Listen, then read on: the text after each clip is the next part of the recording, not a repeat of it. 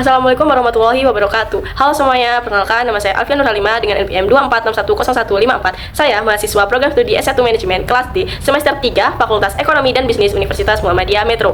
Tujuan saya membuat video ini untuk memenuhi tugas ujian tengah semester pada mata kuliah Manajemen Keuangan 1 dengan dosen pengampu Bapak Dr. E. Febrianto SEMM.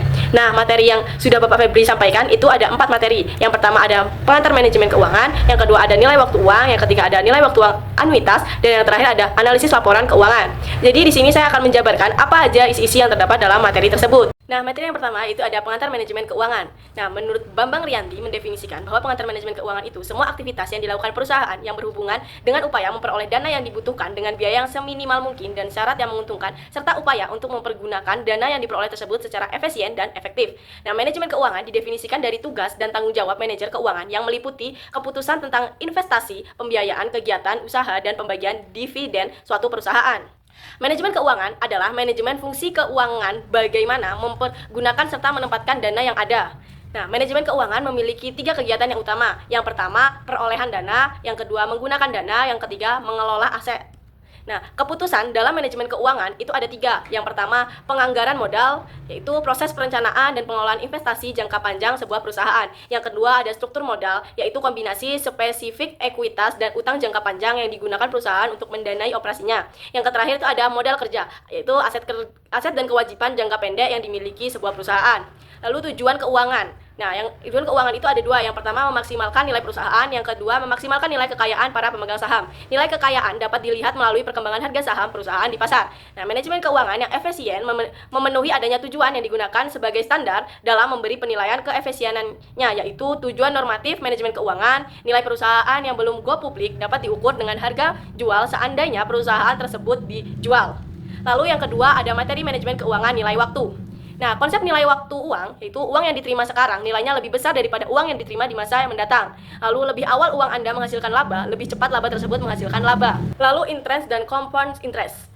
Laba atau interest adalah suatu hasil yang diterima dari uang yang diinvestasikannya. Lalu kedua, compound interest adalah laba yang diterima dari investasi berasal laba suatu investasi sebelumnya.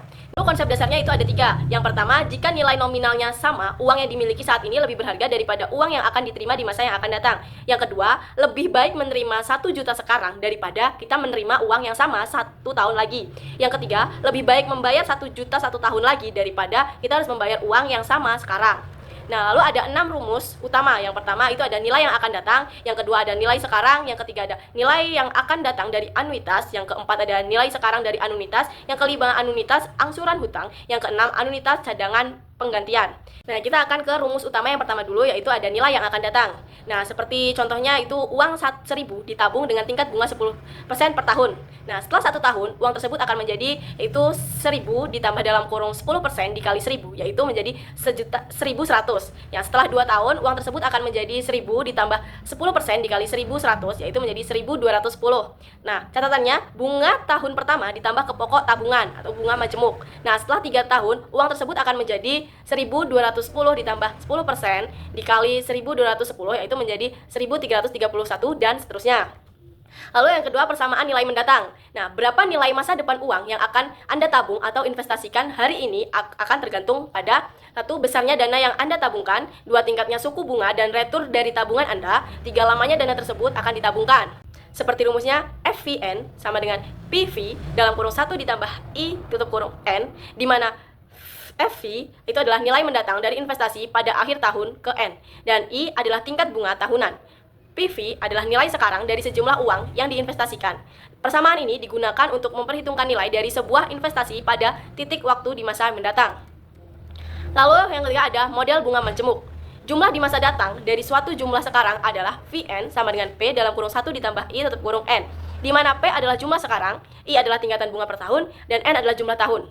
Nilai sekarang dari suatu jumlah uang tertentu dari masa datang adalah P sama dengan 1 per dalam kurung 1 ditambah I tetap kurung N dikali V, di mana V adalah jumlah di masa datang, I adalah tingkat bunga per tahun, dan N adalah jumlah tahun. Lalu yang ketiga, materi yang ketiga, kita akan menjabarkan tentang nilai waktu uang anuitas. Nah, anuitas ini adalah sejumlah uang yang dibayar atau diterima secara periodik dengan jumlah yang sama dalam jangka waktu tertentu. Nah, sifat anuitas ini ada 3. Yang pertama, jumlah pembayaran tetap atau sama. Yang kedua, jarak periode antara angsuran sama. Yang ketiga, pembayaran pertama dilakukan pada akhir periode pertama. Nah, rumus dari nilai waktu uang anuitas itu adalah SN sama dengan A dikali dalam kurung 1 ditambah I tutup kurung N.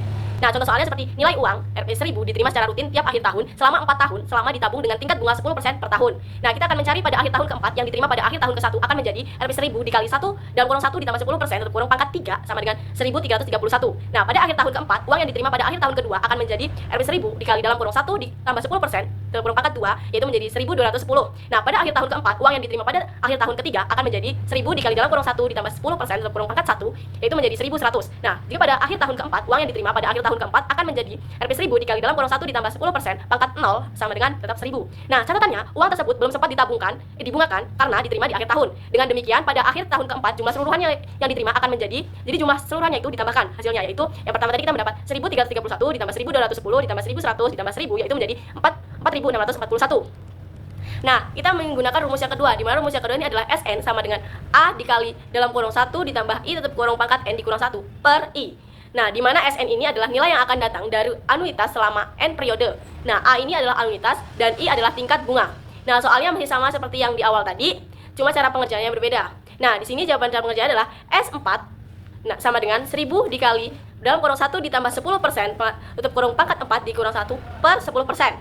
Nah, sama dengan 1000. Lalu 1 ditambah 10% pangkat 4 dikurang 1 itu mendapatkan hasil 0,4641 per 10%. Lalu dihasilkan 4641. Nah, ada catatan penting lagi, jika jumlah uang dan tingkat bunga berubah-berubah, rumus tersebut tidak dapat digunakan, harus dihitung satu persatu dengan rumus yang akan datang, seperti rumus yang di atas tadi. Lalu kita akan mencari nilai sekarang dari anuitas yang diterima. Nah, kita menggunakan rumus yang berbeda lagi. Nah, rumus ini kita menggunakan P sama dengan A dalam 1 per dalam kurung 1 ditambah I tutup kurung pangkat N. Di mana soalnya adalah uang 1000 diterima secara rutin tiap akhir tahun selama 4 tahun mendatang, semua didiskonto dengan tingkat diskonto 10% per tahun. Nah, cara menjawabnya itu, nilai sekarang uang yang akan diterima pada akhir tahun ke-1 adalah P sama dengan 1000 dikali 1 per 1 ditambah 10% pangkat N sama dengan 909. Nah, yang kedua adalah nilai sekarang yang akan diterima pada akhir tahun kedua adalah P sama dengan 1000 dikali 1 per dalam kurung 1 ditambah 10% pangkat 2 sama dengan 826. Dan yang ketiga adalah nilai sekarang uang yang akan diterima pada akhir tahun ketiga adalah P sama dengan 1000 dikali 1 per dalam kurung 1 ditambah 10% pangkat 3 sama dengan 751. Lalu nilai sekarang uang yang akan diterima pada akhir tahun keempat adalah P sama dengan 1000 dikali 1 per dalam kurung 1 ditambah 10% pangkat 4 sama dengan 683. Dengan demikian, jumlah nilai sekarang dari seluruh uang yang diterima adalah jumlah hasil tadi itu ditambahkan. Ya, di mana pertama kita dapat tadi adalah 909 ditambah 826 ditambah 751 ditambah 683, kita mendapatkan 3170. Lalu kita menggunakan rumus yang berbeda, di mana P sama dengan A dikali dalam kurung 1 ditambah I tutup kurung pangkat N dikurang 1 per dalam kurung 1 ditambah I tutup kurung pangkat N dikali I. Di mana P adalah nilai sekarang dari anuitas yang diterima selama N periode. Nah, contohnya masih sama seperti tadi.